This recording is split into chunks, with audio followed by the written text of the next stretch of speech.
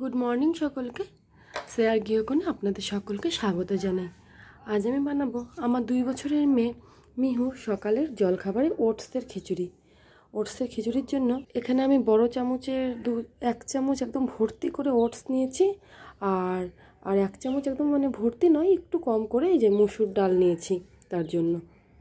আর সবজি তো মাস্ট, সেটা তো দিতেই হবে, তার জন্য নিয়েছি এখানে মটরশুঁটি, আলু, আর হলো গাজর আর পালং পাতা।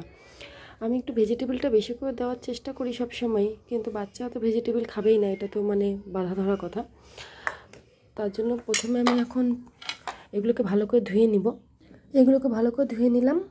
এবার এই প্রেশার কুকারের মধ্যে দিয়ে দেবো অল্প করে রাইস ব্র্যান অয়েল।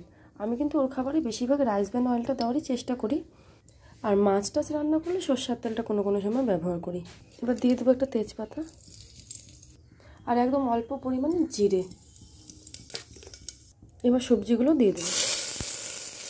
সত্যি বলতে এই রান্নাটা কিন্তু আমি অনেক সময় এরকম করি যে কোনো ফোড়ন না দিয়ে একদম ওটস আর সবজি দিয়ে হলুদ আর সামান্য লবণ দিয়ে নাড়াচাড়া করে না আমি সিটি দিয়ে দিতাম, পরে উপর দিয়ে বাটার ছড়িয়ে আমি দিয়ে দিতাম। কিন্তু এখন না একটু গ্যাসের সমস্যা হয়েছে, তার জন্য আমি বাটারটা দিলাম না, তাই সামান্য করে তেলই দিলাম।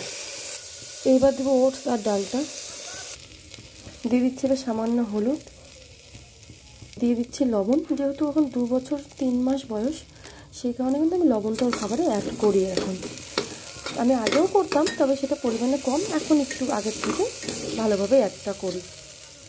এবার পরিমাণ মতন জল দিয়ে দেবো। এবার কুকারের ঢাকনাটা লাগিয়ে দিয়ে প্রথমে হাই ফ্লেমে 2টো সিটি দিব, তারপর লো ফ্লেমে কিছুক্ষণ ফুটিয়ে তারপর নামিয়ে দেবো।